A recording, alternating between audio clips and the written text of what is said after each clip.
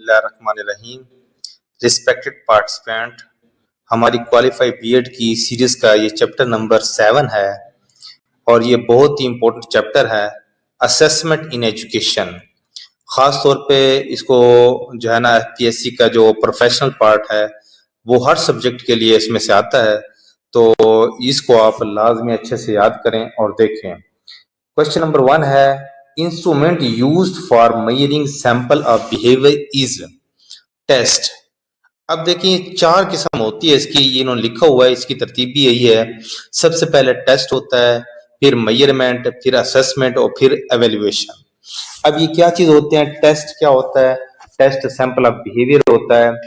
इसके अंदर मजीद यह है कि असल में ये चीज चेक की जाती है टेस्ट में कि स्टूडेंट्स का जो सब्जेक्ट का नॉलेज है वो कैसा है, उसको देखा जाता है। दूसरा यह है कि मेजरमेंट में हमेशा स्टूडेंट्स की खास किस्म की क्वालिटी को जज किया जाता है और रिप्रेजेंट की जाती है और इसको नंबर दिए जाते हैं और ये क्वांटिटेटिव होती है मेजरमेंट। असेसमेंट जो है ना, अब असेसमेंट में क्या होता है? असेसमेंट में हमेशा स्टूडेंट्स की लर्निंग स्किल्स, एटीट्यूड्स और बिलीव्स के बारे में मालूमात इकट्ठी की जाती है।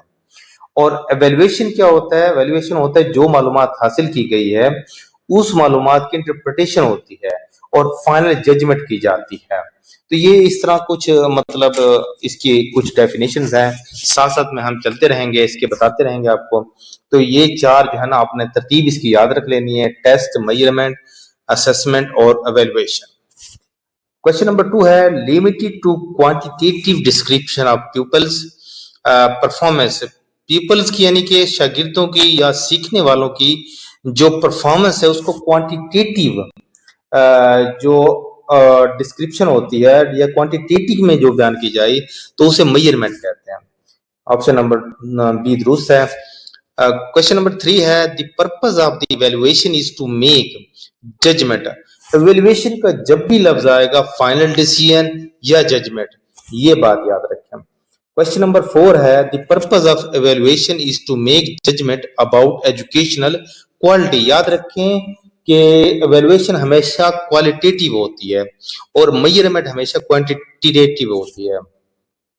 क्वेश्चन नंबर 5 है, evaluation that monitors learning progress is formative evaluation. याद रखें ये 3-4 वर्ड हैं, आपने याद रख लेने हैं कि फॉर्मेटिव इवैल्यूएशन या फॉर्मेटिव असेसमेंट।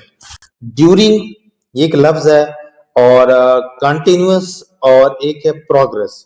ये 3 कीवर्ड हैं, ये फॉर्मेटिव असेसमेंट होती है, फॉर्मेटिव एवेल्यूएशन होती है, ड्यूरिंग द लेसन होती है।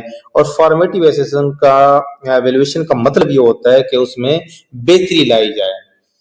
क्वेश्चन नंबर 6 है, formal and systematic procedure of getting information is, के खास किस्म का जो सिस्टमेटिक प्रोसीजर होता है मालूमात हासिल करने का, कि जिसमें बच्चे का सब्जेक्ट से मुतालिक उसका नॉलेज हासिल किया जाता है, वो क्या होता है? टेस्ट होता है।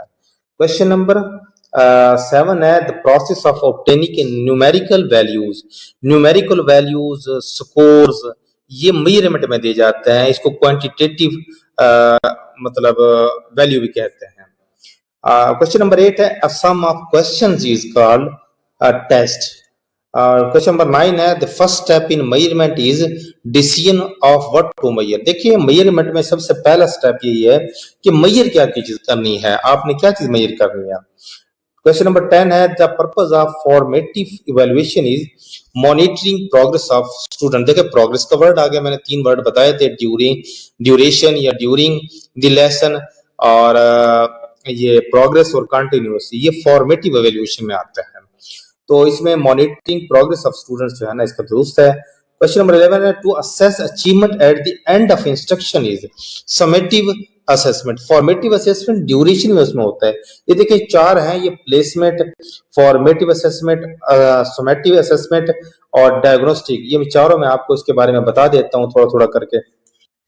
ये मैंने एक चार्ट अटैच किया, इसमें देखें टाइप्स ऑफ एवेल्युएशन है। तो सबसे पहले placement evaluation, it refers to applying an aptitude test to adjust the teacher's course lesson plan.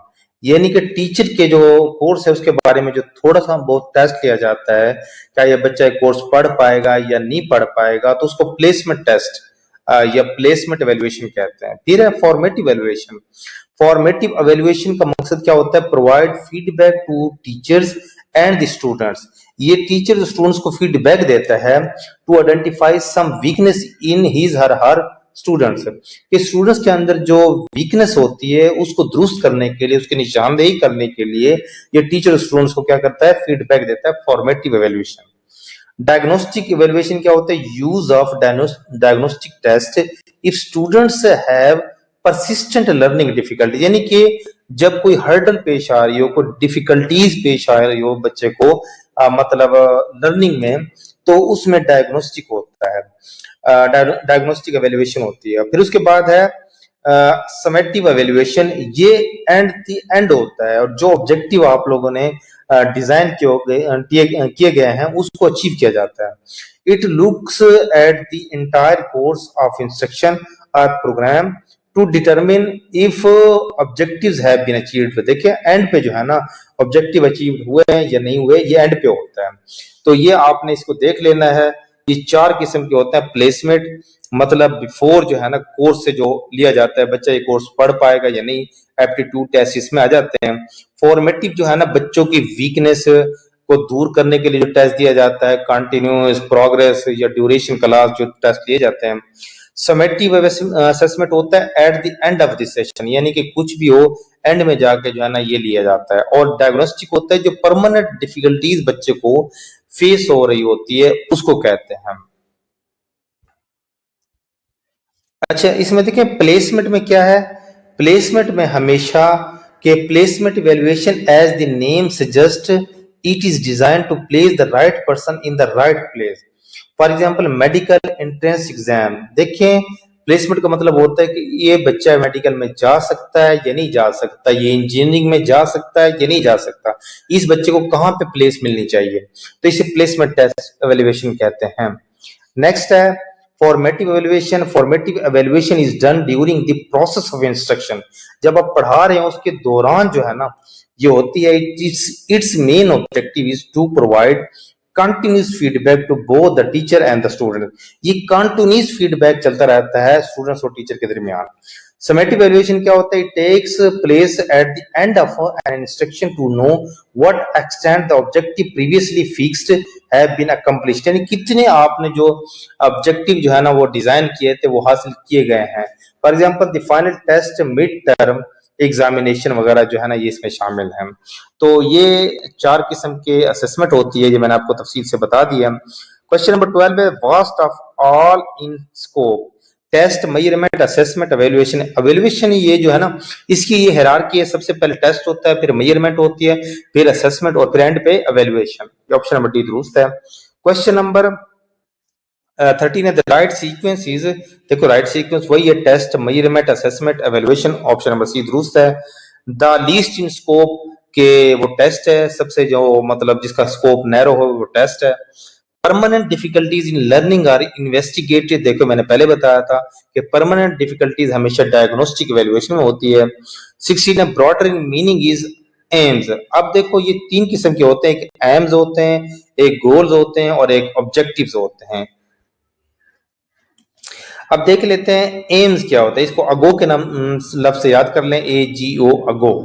तो एम्स क्या होते हैं वो देख लेते हैं। एम्स होते हैं कि ओवरऑल पर्पस होता है, ये नेशनल लेवल पे होते हैं। गोल्स आर इंटरमीडिएट स्टेप्स होते हैं, दरमियाने होते हैं, ये मतलब एम तक पहुंचने का एक जरिया है। और जो ऑब्जेक्टिव होते हैं वो स्पेसिफिक टास्क होते हैं और जो मतलब कंट्रीब्यूट करते हैं एम को हासिल करने में। तो इस तरह आप देख लें तो एम सबसे पहले ब्रॉड इन सेंस होता है नेशनल लेवल पे, गोल जो है ना ये इंटरमीडिएट होता है दरमियान में आता है, और ऑब्जेक्टिव जो होता है ना ये बिल्कुल जो है ना निचली सतह पे आते हैं। तो इस तरह ऑब्जेक्टिव पहले हासिल किया जाता है, फिर गोल हासिल किया जाता है और एंड पे एम हासिल किया जाते हैं। क्वेश्चन नंबर 17 है procedure used to determine person's abilities is maximum performance tests. Person's की एबिलिटीज को जो डिटरमाइन करने के लिए प्रोसीजर होता है उसको मैक्सिमम परफॉर्मेंस टेस्ट कहते हैं। ये क्वेश्चन नंबर 18 है, the purpose of evaluation is to make judgement about the quality of something, किसी की चीज की क्वालिटी के बारे में फाइनल जजमेंट करना, ठीक है ना। वर्थ एंड वैल्यू इसके लिए जो लफ्ज इस्तेमाल होता है, वर्थ एंड वैल्यू भी लफ्ज याद रखना है इसमें। उसके बाद है question number 19, in norm reference test the comparison is between. अच्छा, दो किस्म के टेस्ट होते हैं, नॉर्म रेफरेंस टेस्ट और क्राइटेरियन रेफरेंस टेस्ट। एक होता है नॉर्म रेफरेंस टेस्ट और एक होता है, इसको एनआरटी कहते हैं, एक होता है क्राइटेरियन रेफरेंस टेस्ट, उसको सीआरटी कहते हैं। और जो एनआरटी है ना, वो किसके साथ वाबस्ता होता है, वो रिलेटिव होता है। Students performance is compare to those of other student in percentile term, यानी कि एक स्टूडेंट्स का दूसरे स्टूडेंट के साथ परसेंटाइल के टर्म में क्या किया जाता है, मवाजना किया जाता है। और सीआरटी क्राइटेरियन रेफरेंस टेस्ट में एब्सोल्यूट होता है, students performance is compare to percentile of material learn, इसमें जो मटेरियल दिया जाता है उसमें स्टूडेंट्स की परफॉर्मेंस मतलब मेजर की जाती है। अब देखिए एक चार्ट मैंने अटैच किया, इसको देख लें, एनआरटी और सीआरटी। एनआरटी एडमिनिस्ट्रेटर्स होते हैं और सीआरटी में टीचर्स। इसके बाद सेकंड है proficiency test, TOEFL, achievement test इसमें होता है। फिर इसमें तीसरा है एनआरटी में परसेंटाइल होती है, और फोर्थ में क्राइटेरियन ऑब्जेक्टिव स्टैंडर्ड्स होते हैं। चौथा है नॉर्मल डिस्ट्रीब्यूशन होती है, और इसमें क्या होता है, क्राइटेरियन ऑब्जेक्टिव स्टैंडर्ड्स। और पांचवा है predictability of form and content, unpredictability of form and context. ये देखो, नॉर्म रेफरेंस टेस्ट और क्राइटेरिया रेफरेंस टेस्ट में मैं आपको सिंपल सी मिसाल दे देता हूं कि नॉर्म रेफरेंस टेस्ट में बच्चों का इंडिविजुअली मौजना किया जाता है, बच्चे को अलग अलग जो है ना नंबर दिए जाते हैं। और क्राइटेरिया रेफरेंस टेस्ट में एक क्राइटेरिया रखा जाता है, जिसमें क्या होता है कि टीचर जो है ना, वो कहता है कि आपने सब बच्चों ने इतने कोर्स में से या इतने सब्जेक्ट के इतने हिस्से में से आपने टेस्ट देना है, तो फिर वो पता चल जाएगा कि इतने बच्चे इसमें से पास हुए, इतने बच्चे इसमें से फेल हुए हैं। तो ये पास फेल की जो टर्म है वो इसमें शामिल है। क्राइटेरियन रेफरेंस टेस्ट में एक बात और याद रख लें, इसमें ये होता है कि फर्ज करो कि एक सवाल जो है टीचर ने बोर्ड पे लिख दिया और कहा है कि इसको हल करें। अब वो क्लास 50 क्लास में से 30 स्टूडेंट्स इसमें कर लेते हैं और बाकी जो है ना 20 नहीं कर पाते। जो 30 स्टूडेंट्स है वो इस क्राइटेरिया में आ जाएंगे कि वो बच्चे जो है ना पास हैं, और जो उसमें बाकी 20 है वो फेल हैं।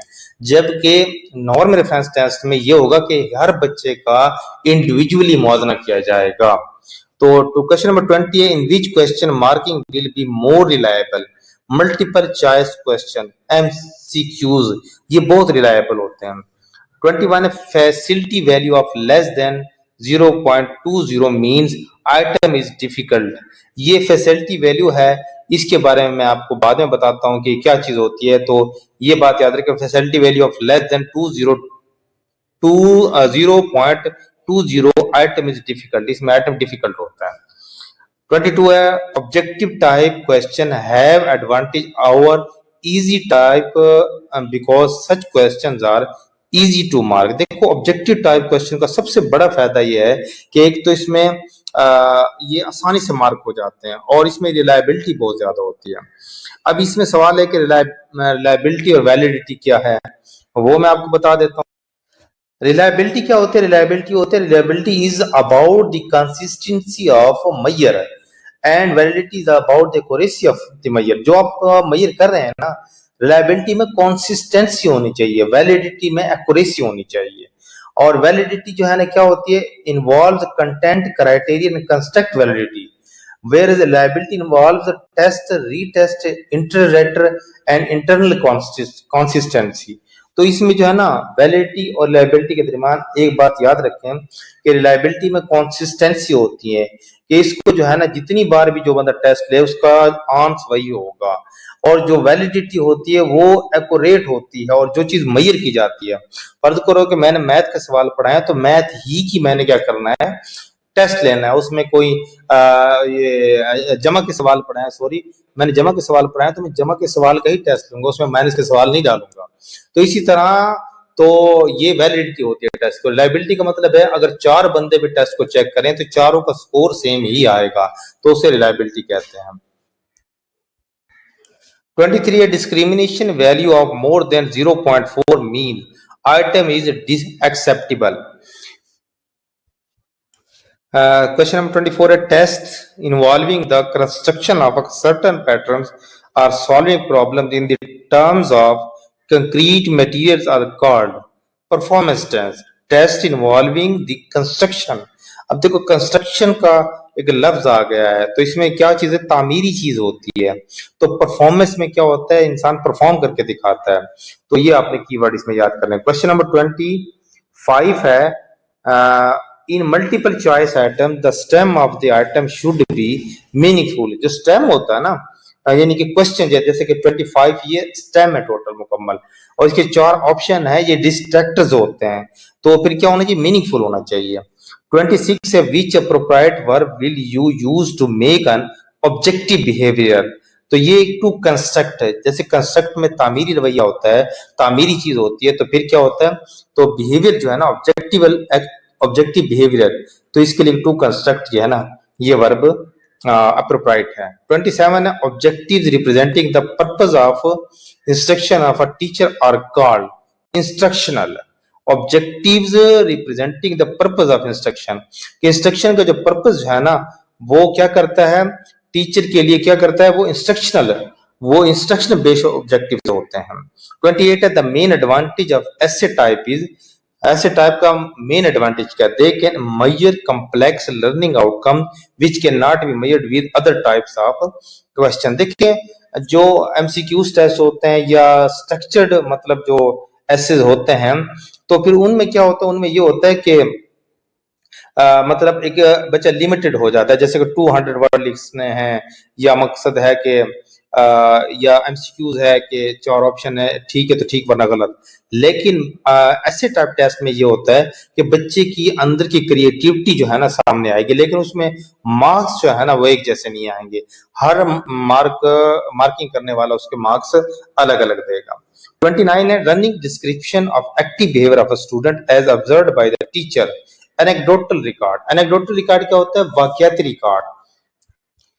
इसमें एनेक्डोटल रिकॉर्ड में बच्चे के अंदर जो मतलब जो भी इंसिडेंट होते हैं बच्चे के, वो बयान किए जाते हैं। ऑटोबायोग्राफी में क्या होता है, इंसान अपनी खुद नविश्त लिखता है, जिसको खुद नविश्त कहते हैं। इंटरव्यू का मतलब होता है कि इंटरव्यू करना, और क्वेश्चनर का मतलब होता है सवालात लिखे हुए पेपर्स। तो एनेक्डोटल जो होता है ना वाकयाती रिकॉर्ड होता है स्टूडेंट्स का। 30 क्वेश्चन है a test very popular with classroom teacher is multiple choice question. MCQs जो है ना ये वेरी पॉपुलर है।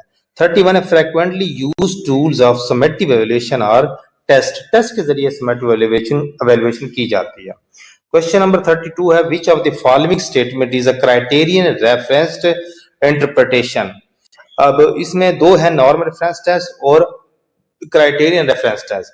नॉर्म रेफरेंस टेस्ट में ये होता है कि इंडिविजुअल का जो है ना वो लिया जाता है, टेस्ट लिया जाता है, और क्राइटेरियन में एज अ होल जो है ना वो क्राइटेरिया मुख्तस कर दिया जाता है भी ये काम सब लोगों ने करना है, जो कर लेगा वो पास है, जो नहीं कर लेगा वो फेल है। अब इसमें ऑप्शन नंबर ए अजद can state Newton second law of motion. अब सेकंड लॉ ऑफ मोशन सब क्लास के लिए है, लेकिन इसमें अजद बयान कर सकता है सेकंड लॉ ऑफ मोशन।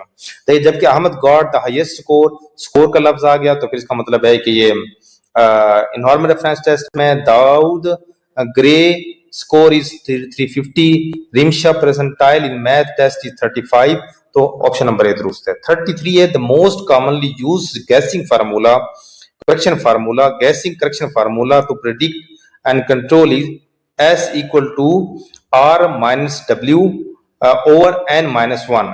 अच्छा ये मतलब एक गैसिंग करेक्शन फार्मूला है कि इसमें जो है ना ये आपने याद रखना है, ये मुकम्मल तौर पे आता है। इसको मैं डिटेल से अलग वीडियो में बता दूंगा ये क्या चीज होता है, इसको सॉल्व करके बता दूंगा, लेकिन आपने याद करना है S equal to right answer minus wrong answer, उसके साथ आएगा ओवर N नंबर ऑफ आ जाएगा, और उसमें से माइनस कर देनी है कि 1, तो ये आपका जवाब आ जाएगा। 34 है the summative evaluation is certifying judgement, यानी कि एट द एंड होता है तो जजमेंट होती है, वर्थ एंड वैल्यू होती है, समेटिव वैल्यूएशन में होता है in the end of the session. 35 है the difference between maximum and minimum values is range. Maximum और मिनिमम जो वैल्यूज होती हैं उसमें जो डिफरेंस होता है वो क्या होता है, रेंज कहलाता है। अब इसमें देखिए तीन चीजें हैं, मीन, मोड, मिडन, रेंज। अब ये चार चीजें बन जाएंगी। ये चार क्या होती है मैं इसको थोड़ा थोड़ा आपको बता देता हूँ, ये आगे क्वेश्चन में आएगा। अच्छा, मीन क्या होता है, ये बात याद रखिए, मीन होता है कि जो नंबर आपको दिए जाए उन सबको जमा करें और फिर क्या करें कि टोटल जितने नंबर हों, फर्ज करो कि आपको ये मैंने मिसाल दी है 931836 है, इन सबको जमा किया तो आंसर आया 30, लेकिन टोटल नंबर ये 5 दिए गए हैं, 6 दिए गए हैं। अब 30 को डिवाइडेड बाय 6 करें तो 5, तो इसका मीन जो है वो 5 आएगा। अब मिडन क्या है, मिडन क्या है, order of the set of numbers, the median is the middle number. अब मिडिल नंबर, अब यहाँ पर देखो ये नंबर दिए गए, इनको एक मतलब फ्रॉम स्मॉलेस्ट टू लार्जेस्ट की तरफ चले जाएं कि 1 3 3 6 8 9 ये बन जाएंगे, तो इसमें 3 और 6 जो है ना, दो ये मिडन है, इनको जमा करें, 3 और 6 को जमा करें तो 9 बनता है और 2 पे डिवाइड करते हैं। अगर ये ऑड नंबर हो तो जाहिर बात है, आप जैसे कि 1 से लेकर 7 तक हैं तो 1 2 3 एक साइड पे आ जाएंगे, 4 मिड में आ जाएगा, 5 6 7 एक साइड पे आ जाएंगे। लेकिन 2 आ जाए तो उनको आपस में जमा करें और क्या करें, उनको फिर 2 पे डिवाइड कर दें और जो आएगी, जो जवाब आएगा वो उसका मिडिल होगा। मोड होता है द मोस्ट कॉमन नंबर, यानी कि जो बार बार रिपीट होता है उसको मोड कहते हैं। The mode is 3। अब इसमें देखिए 9 3 1 8 3 6, इसमें 3 जो है ना बार बार रिपीट हुआ है। रेंज क्या है, the difference between the highest number and the lowest number. Range में ये होता है कि जो हाईएस्ट नंबर है उसमें से लोएस्ट नंबर, अब इसमें से 9 हाईएस्ट है और 1 लोएस्ट है, उसमें से निकालेंगे तो 8 बचेगा, तो 8 जो है ना इसमें रेंज आ जाएगा। तो difference between maximum and minimum, देखिए ना मैक्सिमम और मिनिमम में जो फर्क होता है वो रेंज में आता है। क्वेश्चन नंबर 36 से the number off score lying in a class interval is frequencies. इसमें फ्रीक्वेंसी। नंबर 37 है multiple choice question is composed of question और स्टेटमेंट रेफर्ड एज स्टेम, यानी कि स्टेम के साथ होता है इसका ताल्लुक, यानी कि जो क्वेश्चन आपको 30 क्वेश्चन मैंने पढ़ा ये स्टेम है, और जो डिस्ट्रैक्टर होते हैं वो जो 4 ऑप्शन दिए जाते हैं ए बी सी डी, तो वो डिस्ट्रैक्टर होते हैं और जो करेक्ट होता है आंसर उसे आंसर कहते हैं। 38 है in norm reference test which item is best whose item difficulty is near 50 के करीब हो, वो बेस्ट है। ऑप्शन नंबर डी दुरुस्त है। 39 है which question have increasing objectivity of marking multiple type question, ये इसमें ऑब्जेक्टिविटी पाई जाती है, इसमें कोई भी टीचर अपनी तरफ से नंबर नहीं दे सकता। अगर दुरुस्त है तो नंबर है, गलत है तो गलत है, तो इसमें वही एग्जैक्ट मार्क्स आएंगे। ये रिलायबल होता है, इसमें रिलायबिलिटी पाई जाती है, जितने टीचर ही मार्क करें मार्क्स एक जैसे ही आएंगे। क्वेश्चन नंबर 40 है the most widely used format on standardized test in USA is multiple choice question MCQs.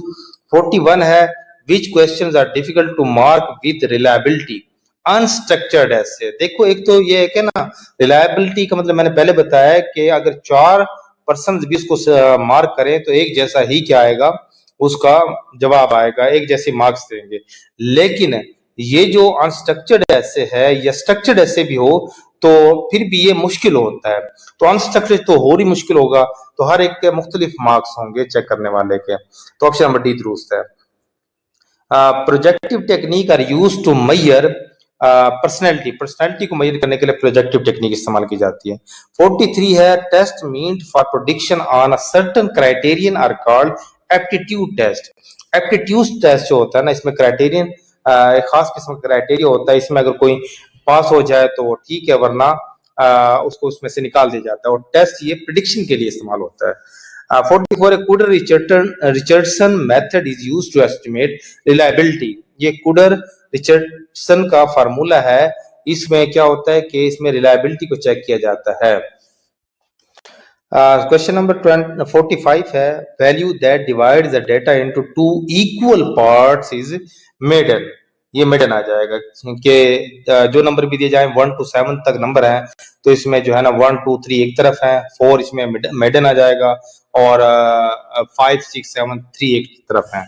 और क्वेश्चन नंबर है 46, the test measures what we intend to measure, कि वो टेस्ट जिसको हम इरादा करते हैं मेजर करने के लिए, the quality of test is called validity, validity होती है। द यूजेबिलिटी क्या होता है? यूजेबिलिटी मैं आपको बता देता हूँ। ऑब्जेक्टिविटी, ऑब्जेक्टिविटी का मतलब तो आपको पता है, एमसीक्यूज टेस्ट होते हैं। इसमें मतलब ये है कि कोई बंदा भी अपनी राय इस्तेमाल नहीं कर सकता। रिलायबिलिटी मैंने बता दिया है, मजीद आपको इसके बारे में डिफरेंस बता देता हूँ। देखिए चार्ट मैंने अटैच किया, इसको देख लें। Reliability versus validity, what is the difference in research. अब देखिए इसमें आप देख ले खुद ही, liability versus validity is a complex topic, ये कम्प्लेक्स टॉपिक है that is useful in evaluating the quality of research, कि कोई भी चीज आपने तलाश करनी है उसकी क्वालिटी को इवैल्यूएट किया जाता है। While creating a research design it is important to understand the difference between these term, इनके दरमियान फर्क को आपको पता होना चाहिए। बेसिक डेफिनेशन ऑफ रिलायबिलिटी और validity in measurement. Reliability is relatable to the consistency of measure, कि किसी भी टेस्ट की कंसिस्टेंसी होनी चाहिए, सेम रिजल्ट आना चाहिए। Validity is relatable to the accuracy of measure, यानी कि जो चीज आपने मेजर करनी है उसको मुकम्मल तौर पे वही हो तो उसे एक्यूरेट कहते हैं। अब इसके फर्क देख लें, तीन डिफरेंस इसने लिखे हैं, रिलायबिलिटी एंड वैलिडिटी। रिलायबिलिटी में when the research recur under the same conditions, reliability tells the extent to which result are reproducible, कि सेम कंडीशन में रिजल्ट वैसे ही आएगा जैसा, मतलब एक बंदे का रिजल्ट हो, दूसरे को, तीसरे को, सबका रिजल्ट सेम आएगा।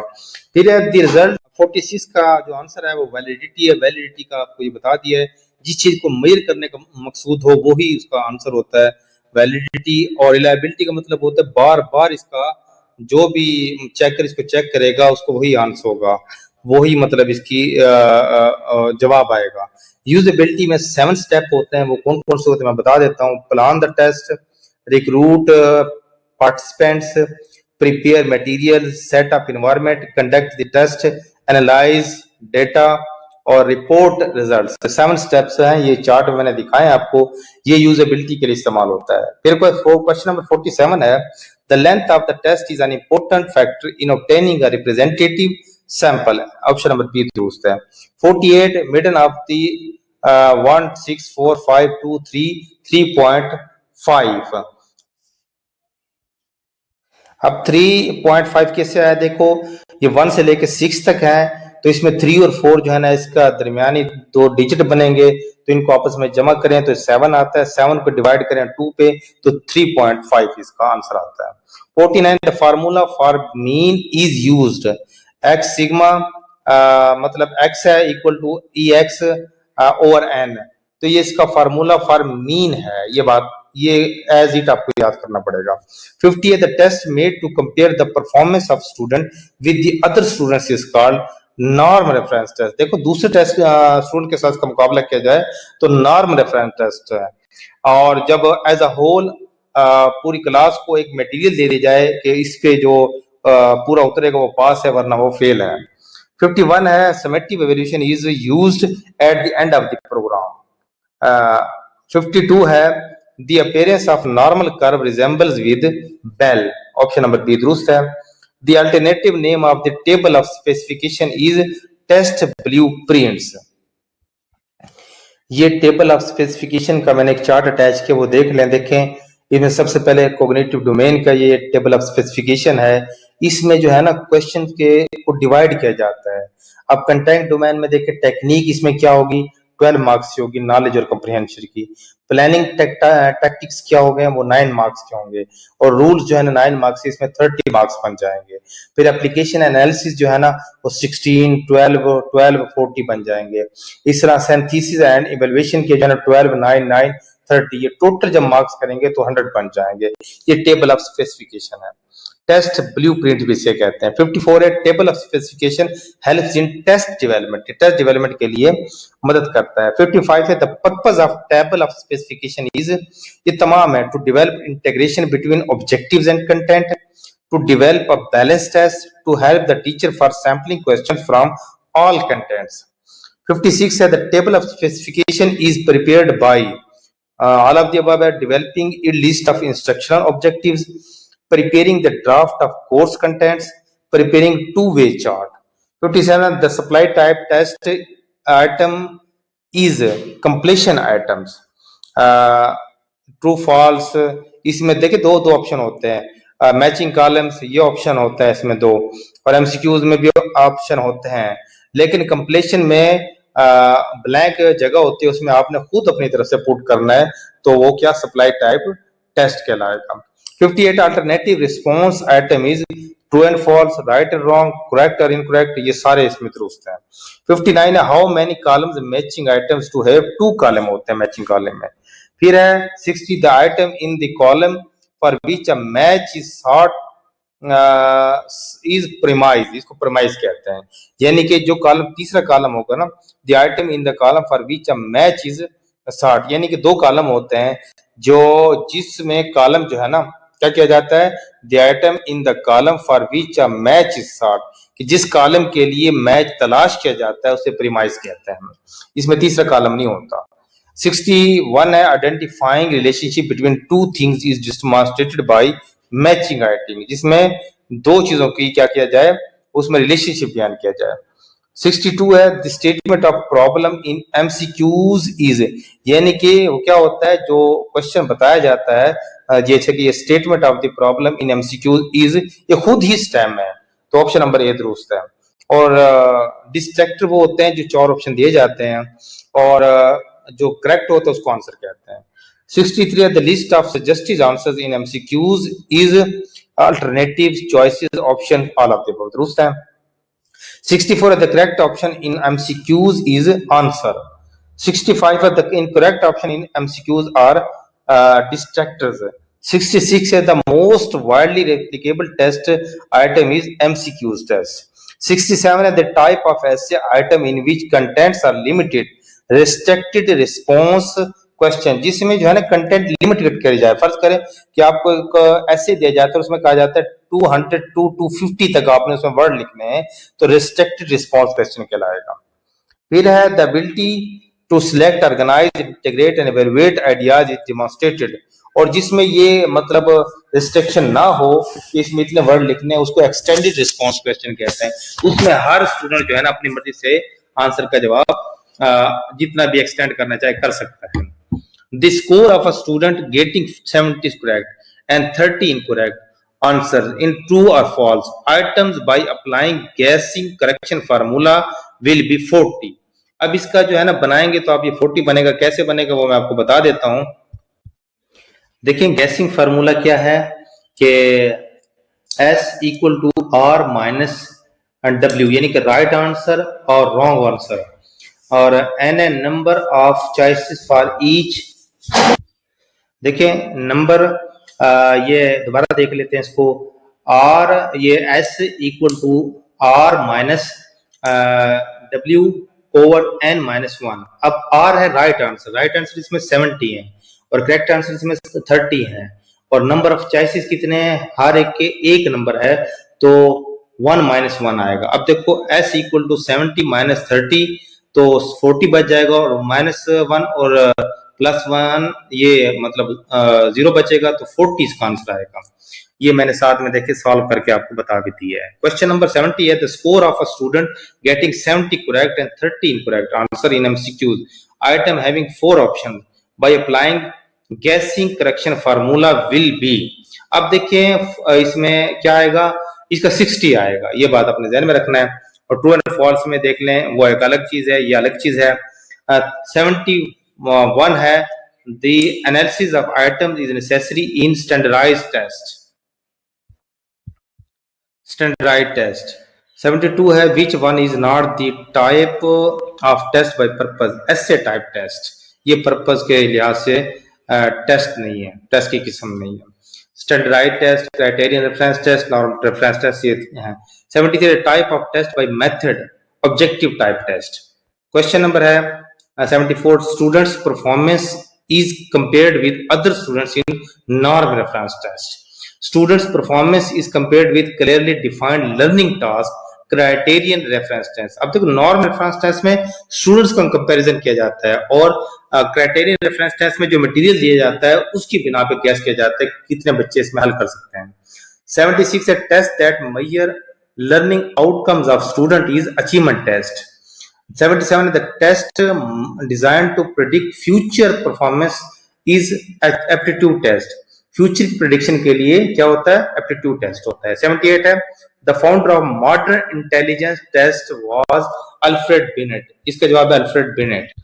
अच्छा इसमें देखें ना, अल्फ्रेड बिनेट, टर्मन, स्टर्न, इन तीनों ने ही मतलब ये इंटेलिजेंट क्वेश्चन का फार्मूला इजाद किया था। लेकिन इसमें देखें, मैं आपको बता देता हूँ, ये देखिए मैंने साथ में लिखा है, concept of IQ was given by Binet, Alfred Binet ने दिया था 1905 में। Simon and Binet gave the idea of MA mental age in 1908 में। फिर इन दोनों ने, सैमन और बिनेट ने इकट्ठा दिया था। फिर उसके बाद है stern gave the formula of IQ without 100 it is MA over CA इन 1912। और टर्मन ने जो है ना multiplied this with 100 MA over CA multiply 100 इन 1916 में। और फिर इसके बाद देखें जो मेन चीज है वो यही है कि the formula for calculating a person's IQ as given by German psychologist Wilhelm Stern in 1912, IQ equal to mental age or chronological age multiply 100। लेकिन इसका जो फाउंडर है वो अल्फ्रेड बिनेट है, कंसेप्ट इसने दिया था। 79 है the formula to determine IQ was presented by, अच्छा प्रेजेंट किसने किया था, ये स्टर्न ने किया था।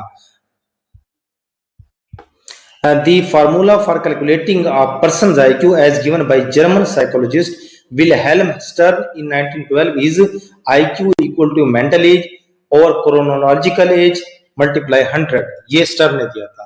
क्वेश्चन नंबर 80 है IQ of a student having same physical and mental age will be 100। जब सेम फिजिकल और सेम मेंटल हो तो उसका 100 ही आंसर आएगा। रहमानिर्रहीम, रिस्पेक्टेड पार्टिसिपेंट्स, आज हमारा पार्ट 2 है। Question number 81, the IQ of a student having 12 years mental age and 10 years physical age will B.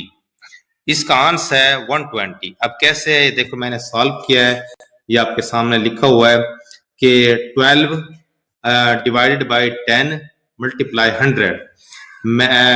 12 जो है ना मेंटल एज आ जाएगा और 10 जो है वो क्रोनोलॉजिकल या फिजिकल एज आ जाएगी और मल्टीप्लाई 100 के साथ करें तो ये 120 इसका आंसर आता है। क्वेश्चन नंबर 82 है the quality of test that measures what it claims to measure. ये वैलिडिटी होती है। अच्छा वैलिडिटी के जो कीवर्ड्स है मैंने पहले बताए थे, मजीद इसको देख लें।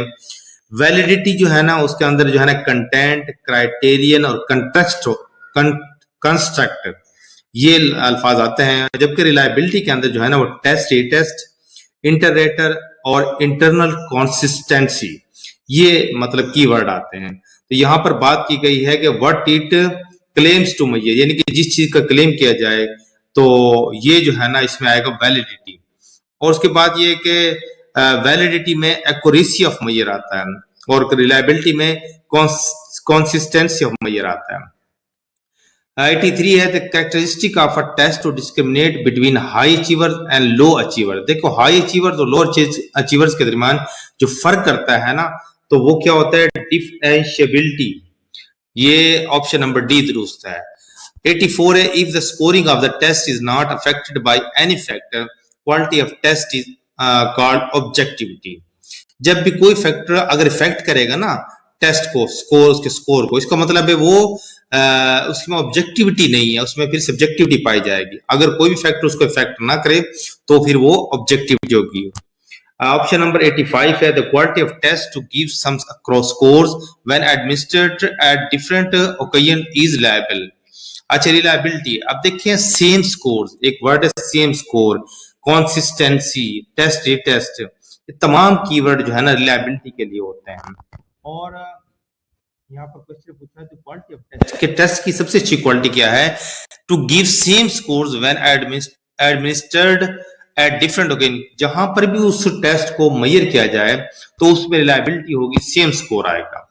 86 says the sample of the question in the test is sufficiently large enough, the quality of test is। देखें जब भी कोई टेस्ट बनाया जाए तो वो इतना मतलब लार्ज होना चाहिए कि वो तमाम जो बुक के जो कंटेंट है उसमें से हो। ये ना हो कि एक क्वेश्चन उठा के दे दिया जाए और उसी पे ही जो क्या करें कि बच्चों का या टेस्ट देने वालों का आप क्या करें मवाजना कर लें। नहीं, इसमें यह है कि आप एक चैप्टर है, चैप्टर में से आपने तमाम मतलब चैप्टर में से जितने क्वेश्चन बनते हैं तो उनमें से मतलब 90+ जो % होता है उसमें से क्वेश्चन उठाएं। अब ये नहीं कि आपने क्वेश्चन उठा लिया लास्ट में से एक ही और वो ही दे दिया और उसी से आपने सैंपल ले लिया कि ये ठीक है और ये गलत है।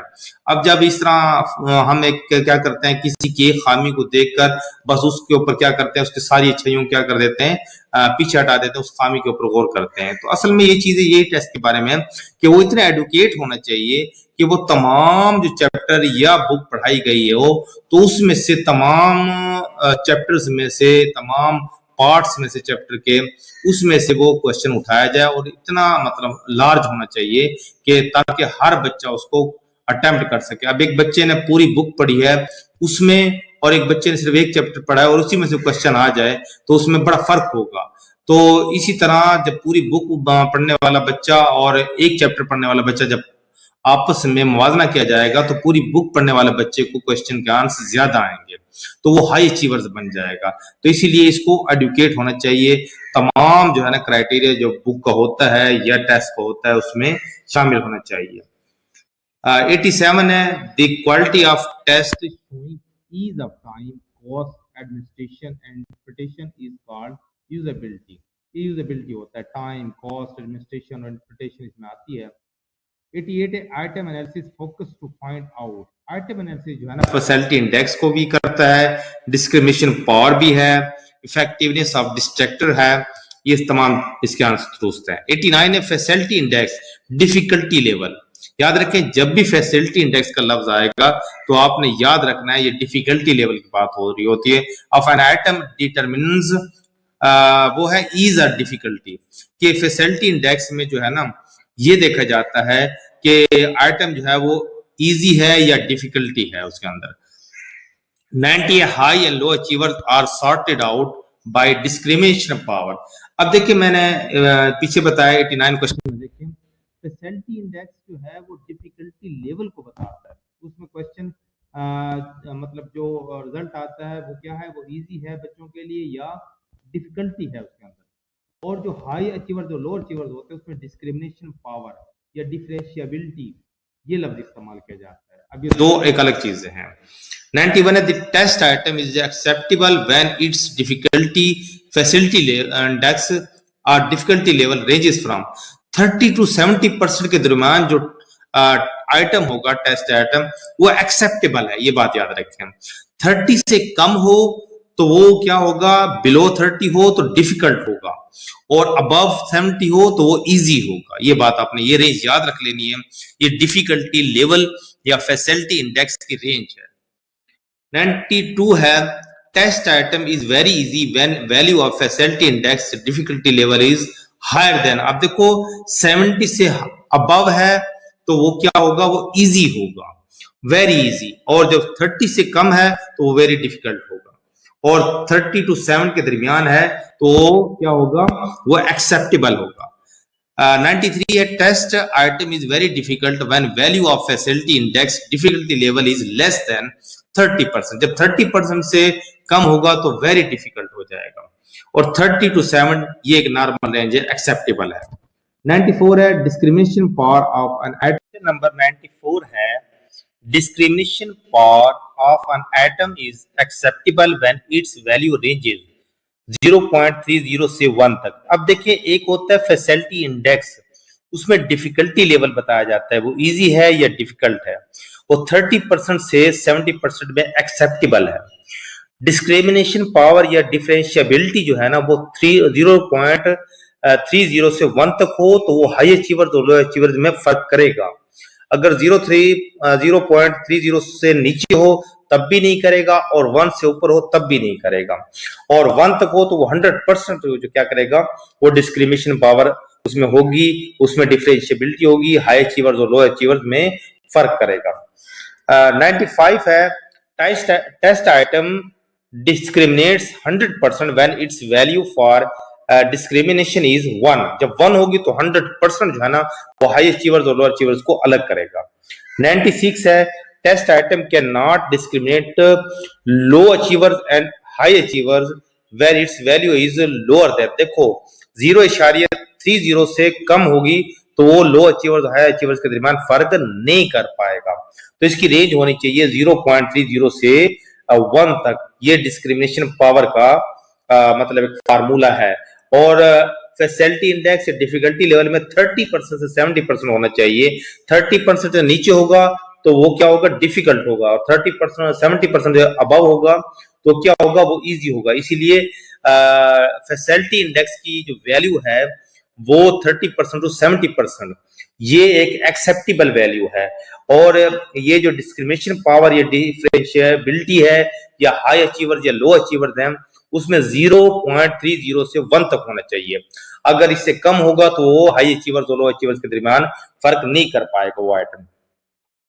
97 है good distractor is that which attracts low achievers more then high achiever. देखिए ऐसा टेस्ट ना हो ना जिसमें हाई अचीवर तो कर लें लेकिन लो अचीवर को समझ भी ना आए। तो आपने ऐसा मतलब टेस्ट करना है, ये ऐसा डिस्ट्रैक्टर रखना है कि जिसमें लो अचीवर ज्यादा अट्रैक्ट हो उसमें हाई अचीवर से ज्यादा, तो वो एक अच्छा गुड डिस्ट्रैक्टर होगा।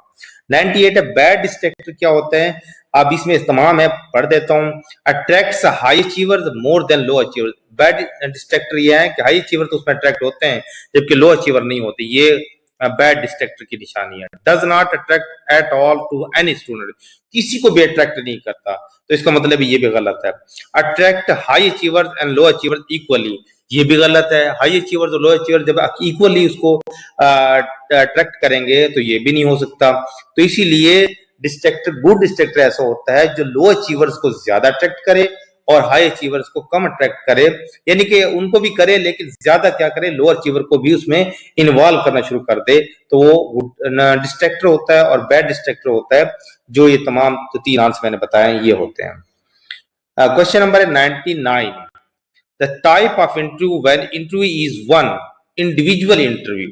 ये इंडिविजुअल इंटरव्यू होता है, एक बंदे का इंटरव्यू, इनफरादी इंटरव्यू जिसे कहते हैं। 100 है what is interview called when interview are more than one, group interview. अच्छा इस क्वेश्चन में देख लें कि इंडिविजुअल इंटरव्यू और ग्रुप इंटरव्यू में थोड़ा फर्क है। देखिए जब इंटरव्यू यानी कि इंटरव्यू जो है ना वो अगर एक हो, मतलब फर्ज करो कि मैं अपना इंटरव्यू देता हूं किसी को, पैनल को या किसी को भी, तो वो इंडिविजुअल इंटरव्यू होगा। और जब मिलके ग्रुप में बैठ के 4 से 5 कैंडिडेट इंटरव्यू देंगे तो वो ग्रुप इंटरव्यू होगा। ये बात अपने फर्क याद रख लें। एक बंदे का इंटरव्यू जब हो तो वो इंडिविजुअल, और जब एक से ज्यादा का हो तो ग्रुप इंटरव्यू कहलाता है। अब नेक्स्ट है 101, द प्लान्ड इंटरव्यू इज, ये देखो ये होता है स्ट्रक्चरल इंटरव्यू, जो पहले से प्लानिंग की जाए उसकी वो इंटरव्यू क्या कहलाता है, structural interview. Discussion is concentrated on one problem, जब एक प्रॉब्लम पे डिस्कस किया जाए तो फोकस्ड इंटरव्यू होता है।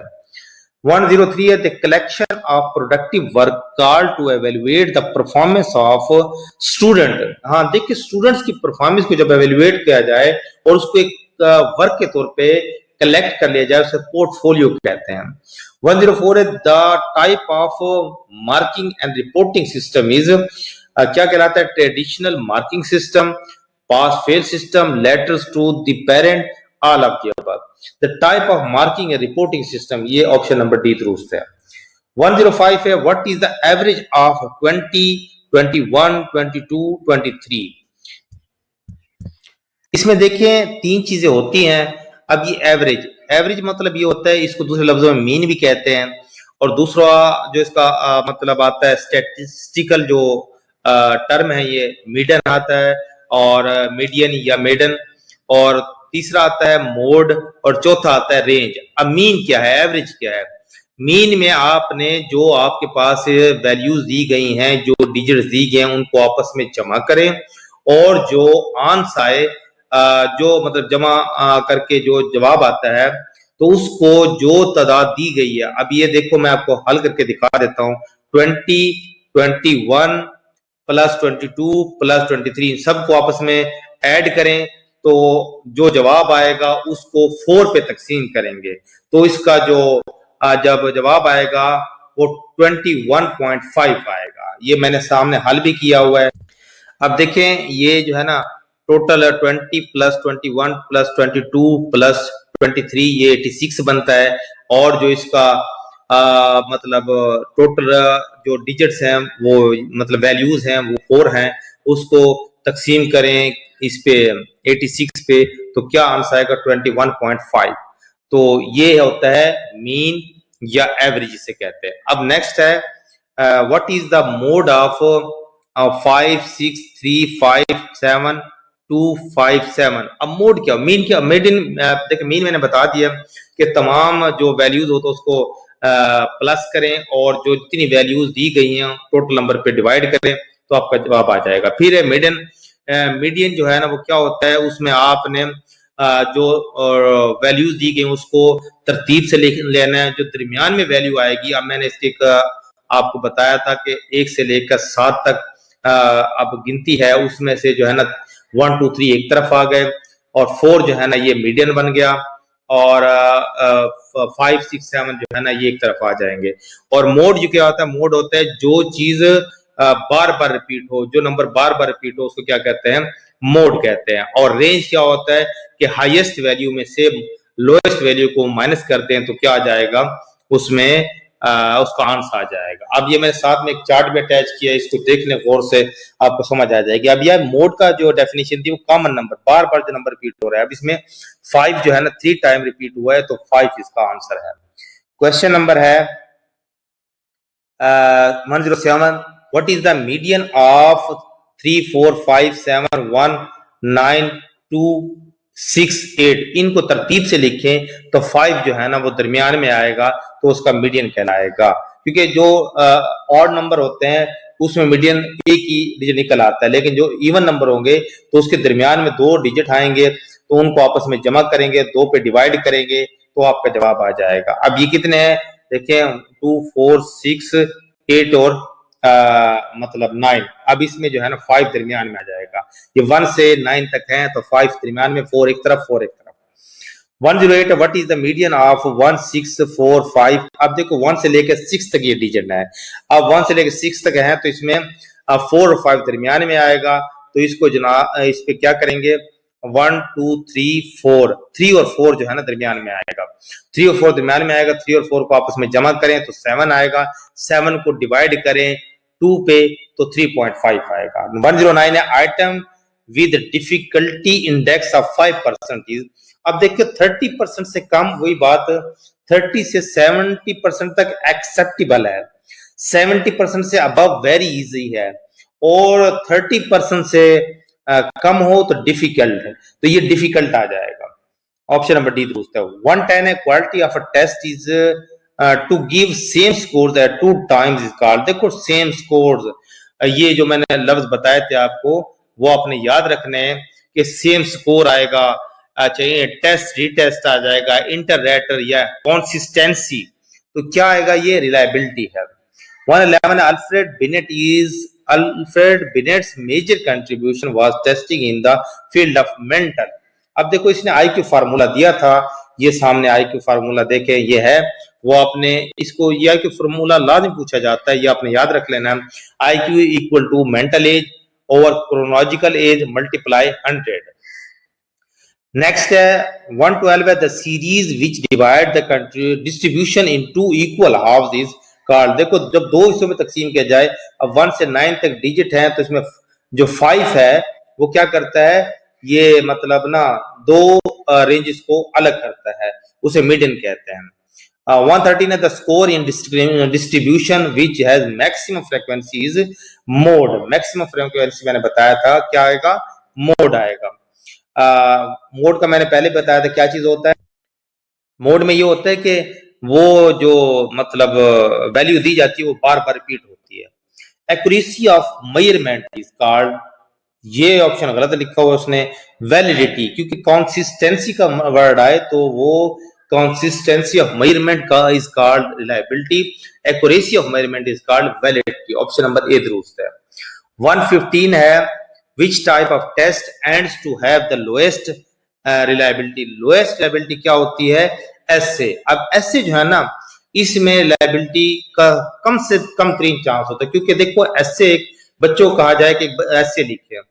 अब जो ट्रू एंड फॉल्स है, देखिए इसमें 2 ऑप्शन है, कंप्लीशन में 1 वर्ड होता है और मैचिंग में भी जारी बात है 2 कॉलम होते हैं, आपस में मिलाए जाते हैं। इसमें 100% लायबिलिटी होती है, क्योंकि इसमें जो भी टेस्ट चेक करेगा उसको पता है ट्रू है तो ट्रू है, तो गलत है तो गलत है, फॉल्स है फॉल्स है। तो मतलब ये ज्यादातर एमसीक्यूज इस्तेमाल किए जाते हैं। जबकि एसए जो है ना, ये रिलायबल नहीं होता, क्योंकि हर चेक करने वाला एसए को मुख्तलिफ मार्क्स देगा, सेम भी दे सकता है लेकिन हर एक चेक करने का मुख्तलिफ इसके चांस ज्यादा होते हैं। तो ऐसे जो है ना वो लोएस्ट लायबिलिटी में आता है। Most of the test used in our schools are achievement test. हमारे स्कूल में अचीवमेंट टेस्ट इस्तेमाल किए जाते हैं। 117 है, dash involve professional judgement of the value और वर्थ ऑफ मेजर्ड परफॉर्मेंस। देखिए किसी भी चीज की आप final decision, final judgement, worth और वैल्यू जब मेजर करते हैं तो वो इवैल्यूएशन होता है। देखो इसकी तरतीब ये है कि टेस्ट होता है सबसे पहले, फिर मेजरमेंट होता है, फिर असेसमेंट और फिर एंड पे इवैल्यूएशन। 118 है, the term evaluation usually covers. क्या करती है? इवैल्यूएशन की टर्म स्टूडेंट्स की परफॉर्मेंस को, टीचर की परफॉर्मेंस को, इंस्ट्रक्शंस परफॉर्मेंस, यानी कि तमाम चीजों को एट द एंड होती है और इवैल्यूएशन इसको कहते हैं। ऑल ऑफ द अबव दुरुस्त है। 119 है, multiple choice question provide a broad sampling of content. अब देखो एमसीक्यूज जो टेस्ट होता है ना, इसमें क्या होता है, इसमें आप ज्यादा से ज्यादा सैंपलिंग के लिए क्वेश्चन क्या कर सकते हैं, ऐड कर सकते हैं। अब देखिए एक बुक का आपने टेस्ट लेना है बच्चे का, अगर आप उसमें ऐसे टाइप टेस्ट लेंगे तो क्या होगा कि आपने 5 क्वेश्चन देने हैं, तो फिर क्या होगा 5 क्वेश्चन, आप चैप्टर 10 हो तो 5 क्वेश्चन बनाने में आपको क्या होगा कि 5 क्वेश्चन में अगर एक क्वेश्चन लगा तो 5 चैप्टर कवर होते हैं। जबकि जो ये होता है क्या एमसीक्यूज होता है, उसी में आप 50 मार्क्स का लगा लें तो वो 50 क्वेश्चन तक बन सकते हैं।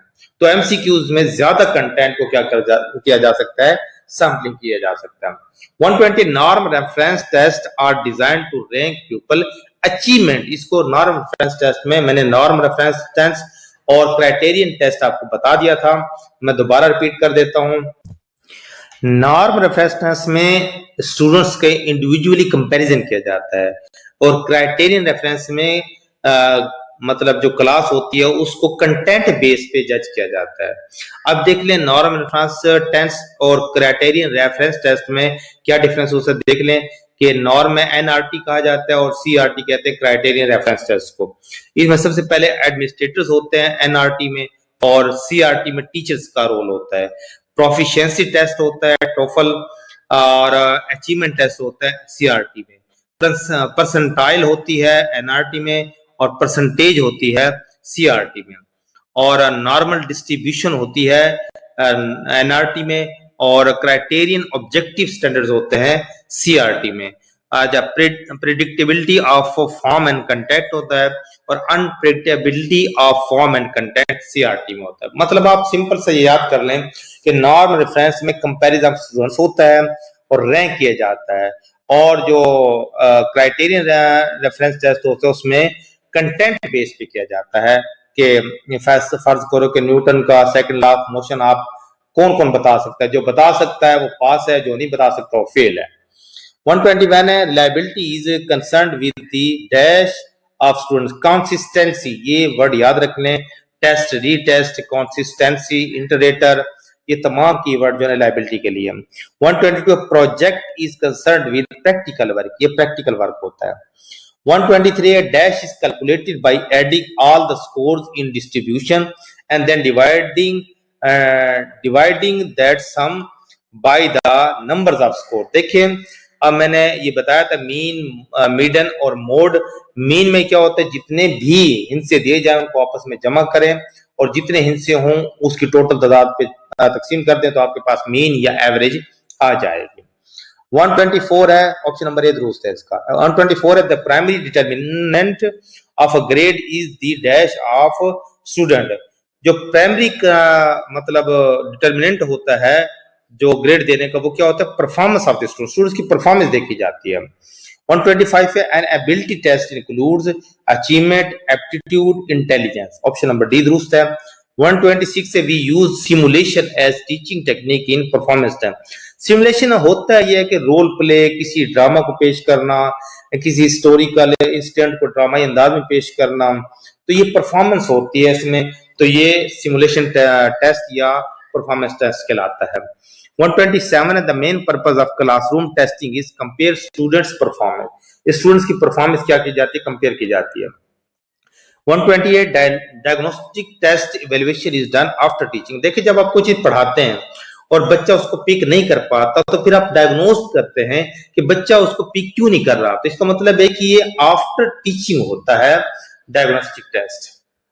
क्वेश्चन नंबर है 129 what is the individual can perform in future is measured by aptitude test. Aptitude test में जो क्या होता है कि हम देखते हैं कि बच्चा जो है ना फ्यूचर में क्या कर सकता है, इससे पहले उसका टेस्ट लेते हैं। 130 the best measure to avoid the guessing in a structure test is to use completion item। देखिए the best measure to avoid guessing, कि किसी के बारे में गैस से बचने के लिए क्या होता है कि स्ट्रक्चर टेस्ट होता है कंप्लेशन आइटम। देखो ट्रू फॉल्स में आप गैस लगा सकते हैं, मैचिंग आइटम में गैस लगा सकते हैं, मल्टीपल चॉइस में गैस लगा सकते हैं, लेकिन एक फिलिंग द ब्लैंक्स आपने पूरी करनी है तो उसमें खुद से वर्ड लिखना है, उसमें गैस नहीं लगा सकते। 131 है the first and most important step in making a test is defining objective। सबसे पहले आप ऑब्जेक्टिव को क्या करेंगे, डिफाइन करेंगे, भाई ऑब्जेक्टिव क्या है, आप किसी भी चीज का टेस्ट लेना चाहते हैं। The final product of measurement is scores। जो फाइनल प्रोडक्ट ऑफ मेजरमेंट होती है वो स्कोर कहलाती है। 133 है ऐसे test have advantage over the objective test because they provide opportunities to organise knowledge. ऐसे test have advantage over the objective test because they, अब देखिए ऐसे टेस्ट क्या होता है, इसका सबसे बड़ा फायदा क्या होता है वो देख ले, provide opportunities to organise knowledge. इसमें लिखने वाले को या स्टूडेंट्स को चॉइस दे दी जाती है कि वो क्या कुछ लिख सकता है, वो किस तरह अपने नॉलेज को ऑर्गेनाइज करता है, वो ऐसे टाइप टेस्ट दे सकता है। जबकि एमसीक्यू ट्रू फॉल्स में वो क्या कर सकता है, अपनी तरफ से कोई राय नहीं दे सकता, तो नॉलेज को ऑर्गेनाइज नहीं कर सकता। तो ऐसे टाइप टेस्ट जो है ना ये सबसे बेस्ट है किसी की पोटेंशियल एबिलिटीज को या क्रिएटिविटी को देखने के लिए। 134 है the basic function of educational measurement is to find out students achievement. इसका जो बेसिक फंक्शन है ना ये मेजरमेंट का, एजुकेशनल मेजरमेंट का, वो स्टूडेंट्स के अचीवमेंट को तलाश करना है। If a criterion reference test is reliable, then scores from test are consistent। देखिए क्राइटेरियन टेस्ट मैंने पहले बताया था कि अगर रिलायबल हो तो फिर क्या होगा, ये कंसिस्टेंट होगा, ये चाहे जितने बंदे भी लेंगे वो जवाब वही आएगा और रिजल्ट वही आएगा जो मतलब क्राइटेरियन रेफरेंस टेस्ट में होगा, तो ये रिलायबल होगा। तो इसमें कंसिस्टेंसी होती है, याद रखें कंसिस्टेंसी हमेशा रिलायबिलिटी में होती है। क्वेश्चन नंबर 136 है construct validity is established through logical analysis. अब देखिए वैलिडिटी की कई एग्जाम मैं आपको बता देता हूं, देखें चार्ट मैंने साथ में अटैच किया है, काइंड्स ऑफ वैलिडिटी। इसमें इसकी दो एग्जाम बयान की गई हैं, कंस्ट्रक्ट वैलिडिटी मेजरमेंट में आ जाता है और इन्फेरेंस वैलिडिटी स्टडीज में आ जाता है। अब कंस्ट्रक्ट वैलिडिटी में आगे मजीद इसकी दो एग्जाम है, ट्रांसलेशन क्राइटेरियन होता है। अब ट्रांसलेशन क्या होता है, फेस और कंटेंट होता है। और क्राइटेरियन में 4 एग्जाम है, प्रिडिक्टिव, कॉन्कोरेंट, कन्वर्जेंट और डिस्क्रिमिनेंट। अब इसमें आ जाते हैं इन्फेरेंस वैलिडिटी में, देखें इंटरनल होता है और एक्सटर्नल होता है, तो ये इसकी एग्जाम है। तो यहाँ पर construct validity is established through logical analysis. अब इनके डेफिनेशन है वो मजीद फिर जो है ना इस पे एक वैलिडिटी और रिलायबिलिटी पे एक मुकम्मल लेक्चर में दूंगा, तो वो आपने इसको देख लेना है तसल्ली से। 137 है the standard of error of measurement is measure of variability. The standard error of measurement, जो मेजरमेंट के अंदर जो गलती होती है, is a measure of variability. 138 है which of the following is not a strength of multiple choice item. Which of the following is not strength of multiple choice item. Multiple choice item की इसमें जो है ना मजबूती नहीं होती, कौन सी चीजों में effective testing of higher cognitive level. बाकी चीजें होती हैं, कंटेंट सैम्पलिंग भी होती है, स्कोर रिलायबिलिटी भी होती है, अलाउज फॉर एजुकेटेड गेसिंग, ये होते हैं, लेकिन इसमें ये चीज नहीं होती, effective testing of higher cognitive levels. 139 है, when constructing multiple choice item it is best to make all option of the same length. अब इसका क्या मतलब होता है मैं आपको बता देता हूं। देखें, इसमें यह है कि आप मल्टीपल चॉइस आइटम बना रहे हैं, एमसीक्यूज आइटम बना रहे हैं, तो आपको जो ऑप्शन बनाने हैं ना, उसमें यह है कि उनके जो ऑप्शन हैं वो डिस्ट्रक्टर्स हैं वो सेम लेंथ के होने चाहिए। ये नहीं कि ऑप्शन नंबर ए तो एक वर्ड का हो, ऑप्शन नंबर बी जो है ना वो 10 वर्ड का हो, और फिर ऑप्शन नंबर सी जो है ना वो एक लाइन का हो, और ऑप्शन नंबर डी जो है वो पूरा पैराग्राफ हो। तो ये एक मतलब एक अरेंजमेंट इसकी सही नहीं होती। तो फिर आप क्या करेंगे, इसको सेम आइटम मतलब सेम लेंथ हो, तो make all option of same length. और क्वेश्चन नंबर 140 है, use of many selected responses in a test can provide good objectivity। इसमें ऑब्जेक्टिविटी पाई जाती है। 141 है, variation in the scores of an individual from time to time could be best judged by reliability techniques of test retest। देखो, reliability के लिए लफ्ज इस्तेमाल होता है टेस्ट रिटेस्ट, सेम स्कोर्स, ये जो वर्ड है ना, कीवर्ड आपने याद रखने हैं। तो इसमें क्या होगा कि टेस्ट और रीटेस्ट होगा। Variation in the score, score में वेरिएशन जो है ना of individual from time to time, के टाइम टू टाइम होती रहती है। कुड बी बेस्ट जज, और इसको किसके जरिए बेहतरीन तरीके से क्या किया जाए, परखा जाए, बाय रिलायबिलिटी टेक्निक। एक रिलायबिलिटी टेक्निक होती है। तो टेस्ट टेस्ट लेते रहें तो आपको खुद ब खुद पता चल जाएगा कि क्या होगा, रिजल्ट आपके सामने आता जाएगा, और कंसिस्टेंसी इसमें बरकरार रहेगी। क्वेश्चन नंबर है 142, the most significant advantage of true false item is wide sampling। अब इसमें देखें कि वाइड सैम्पलिंग कैसे होती है। देखें, जितने भी एमसीक्यूज या चॉइसेस वाले क्वेश्चंस होते हैं उसमें आप वाइड सैम्पलिंग कर सकते हैं। अब एक चैप्टर आपने पढ़ाया है, उसमें टोटली फर्ज करो कि 6 क्वेश्चन है, तो 6 क्वेश्चन में सिर्फ 6 आप उसके क्वेश्चन बना सकते हैं। लेकिन एमसीक्यूज, ट्रू एंड फॉल्स या मैचिंग कॉलम जो होंगे, ये आप बहुत ज्यादा बना सकते हैं उस चैप्टर में से। तो इस तरह जो एमसीक्यूज टेस्ट होता है या ट्रू फॉल्स या मतलब मैचिंग कॉलम्स होते हैं, इसमें ज्यादा जो है ना ज्यादा सैम्पलिंग की जा सकती है। 143 है, improvement of scores on post test after having the pre test, the threat affecting the results is referred as. देखिए, आपने एक टेस्ट लिया है, पहले टेस्ट लिया है, बच्चे ने मार्क्स लिए हैं कि 30/100, फिर उसके बाद आपने एक चीज पढ़ाई है और कोई फैक्टर उसमें इन्वॉल्व किया है जिससे बच्चे के स्कोर 70 तक पहुंच गए। अब वो जो फैक्टर आपने इन्वॉल्व किया जिससे बच्चे के 70% तक मार्क्स पहुंचे हैं, तो वो इंस्ट्रूमेंटेशन कहलाता है। 144, the most comprehensive term used in the process of educational testing is called evaluation। evaluation वाहिद वो चीज है जिस पे आप वर्थ वैल्यू या फाइनल जजमेंट कर सकते हैं। 145 है, monitoring the outcome with reference to the objective, the term used is called evaluation। monitoring the outcome, देखो एंड पे क्या होता है, हमेशा जब भी कहीं रिजल्ट होगा तो evaluation को होगा। क्वेश्चन नंबर 146 है, learning difficulties during instruction can be checked with the help of evaluation type called। देखिए, डिफिकल्टीज का जो आप याद रखें कि ये ड्यूरेशन इंस्ट्रक्शन जो है ना, आप किसी भी चीज को सीखने में क्या करते हैं, डिफिकल्टीज पेश आ रही है तो वो डायग्नोस्टिक टेस्ट होगा, उसका याद रखें, डायग्नोस्टिक इवैल्यूएशन होगी उसकी। Test design to measure the number of items and individual can attempt correctly in a given time is referred type of test as speed। अब ये 47 और 148 क्वेश्चन को देखें, ये पावर और स्पीड क्या होती है। अब देखें, इसमें मैं आपको डिफरेंशिएट कर देता हूं कि स्पीड क्या होती है बच्चे की और पावर क्या होती है। देखिए, एक वक्त दिया जाता है कि आपने जो है ना 100 मिनट्स में क्या करना है कि 100 क्वेश्चन हल करने हैं। अब उसमें बच्चा जो है ना 75 क्वेश्चन कर सकता है, तो ये बच्चे की क्या है, स्पीड है। अब आपने क्या करना है, बच्चे को जो है ना कहना है कि ये मतलब टाइम है और आपने ये चीज लर्न करनी है, सीखनी है। अब बच्चा अगर उस स्पेसिफिक टाइम में वो चीज लर्न कर जाता है तो वो उसकी लर्निंग पावर है।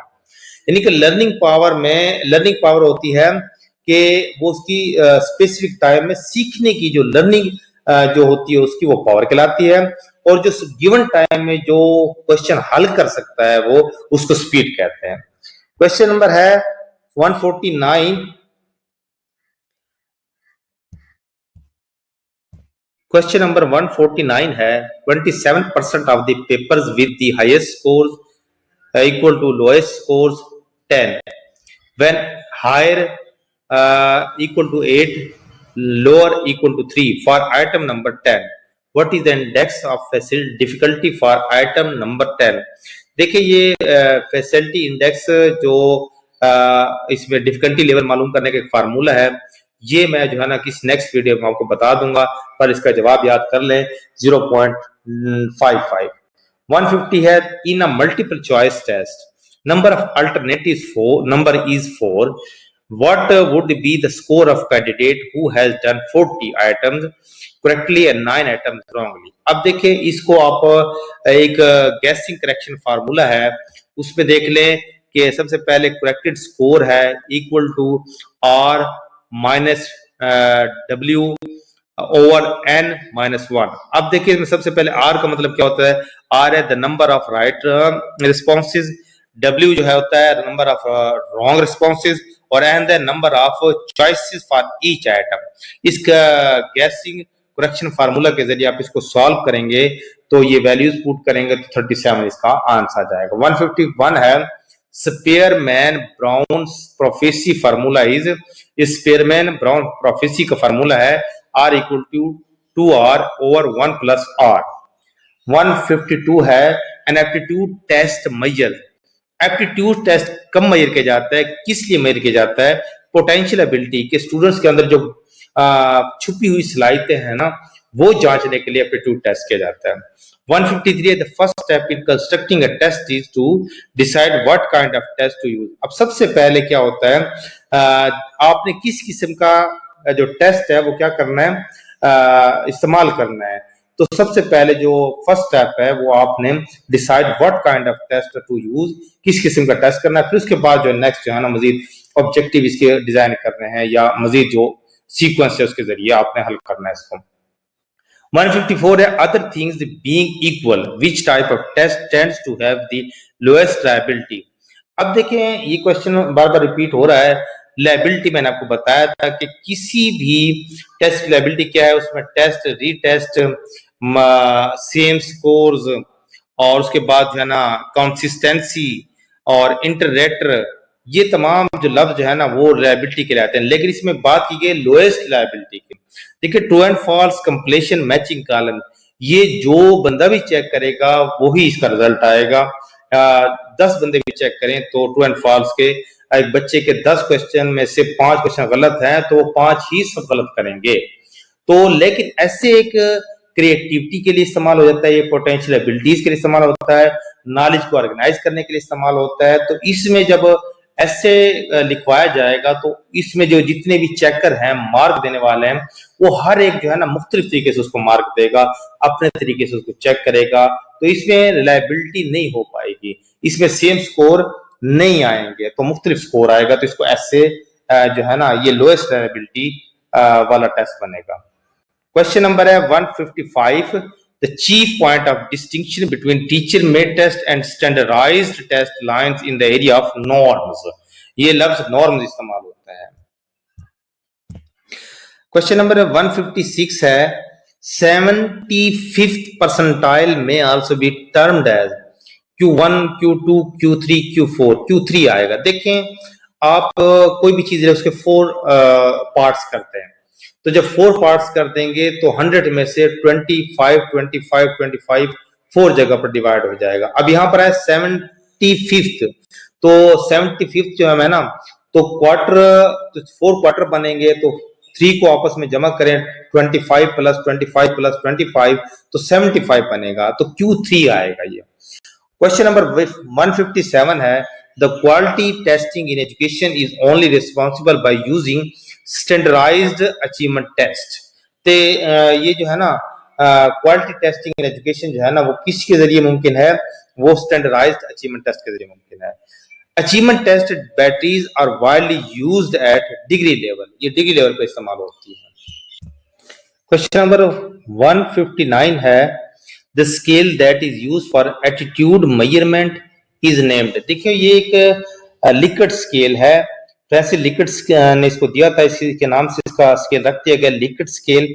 अब देखिए इसमें सबसे पहले एटीट्यूड मेजर किया जाता है, भाई आपका एटीट्यूड किसी भी चीज के बारे में क्या है। अब मैंने किए देखें एक चार्ट अटैच किया है कि example of a 5 point Likert scale के 1 2 3 4 5 है, उसमें 1 जो है ना स्ट्रांगली डिसएग्री है, 2 है डिसएग्री है, 3 है न्यूट्रल, 4 है एग्री और स्ट्रांगली एग्री है 5। अब इसमें ये आप ना एप्टीट्यूड बता सकते हैं कि आप किसी चीज की प्रोडक्ट के बारे में कितना जो है ना वो एग्री है, ये चीज होता है। The type of the test used for obtaining dependable ranking of a student is norm reference test. देखो नॉर्म रेफरेंस टेस्ट में मैंने पहले बताया था कि इंडिविजुअली जो है ना क्या किया जाता है कि स्टूडेंट्स के दरमियान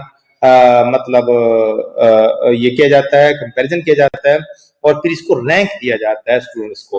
161 है the most significant advantage in the true false test is wide sampling. पहले भी आया था कि वाइड सैंपलिंग इसके लिए हो जाती है।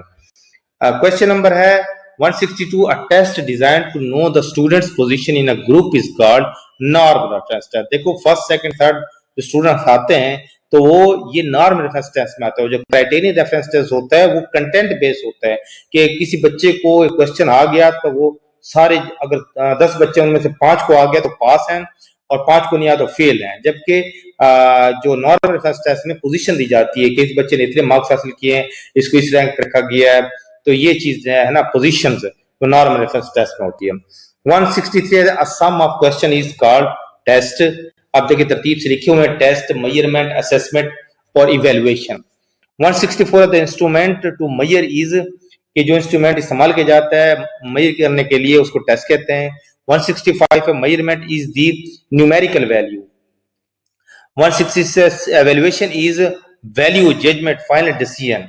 167 the scores of a student in a paper is measurement। देखिए स्कोर जब स्टूडेंट्स के लिखे जाएंगे वो क्या होगा, मेजरमेंट में आएगा। 168 है a test answer the question how well। ये how well का जो आंसर है वो टेस्ट के लिए होता है। Measurement answer the question how much। Measurement हमेशा क्वालिटेटिव होता है, क्वांटिटेटिव होता है और मच मिकदार बताई जाती है। Question number 170 evaluation answer the question how good. ये मतलब किसी भी अल्फाज में बयान किया जाता है मतलब हाउ गुड है कितना अच्छा है, पास है, फेल है, तो ये चीज आती है। अब हाउ वेल टेस्ट होता है और हाउ मच होता है क्वांटिटेटिव और हाउ गुड होता है ये जो है ना एवेल्युएशन का इसका आंसर देता है। 171 है symbol indicating the performance of the student is grade. ये जो है ना सिंबल्स ग्रेड के लिए इस्तेमाल होता है। Symbol indicating the performance of the student is grade, A B C मतलब यहां तक जो ग्रेड दिए जाते हैं प्लस बी प्लस। 172 है evaluation techniques are selected on the basis of validity. देखिए जितना मतलब जो चीज आप मेजर करना चाहते हैं तो उसको वही चीज मेजर की जाए तो फिर वैलिडिटी कहलाती है और एवैल्यूएशन टेक्निक जो है ना इसके लिए इस्तेमाल की जाती है। 173 CRT criterion reference test is clearly defined and delimited domain of learning task। criterion reference test में learning task इस्तेमाल किया जाता है।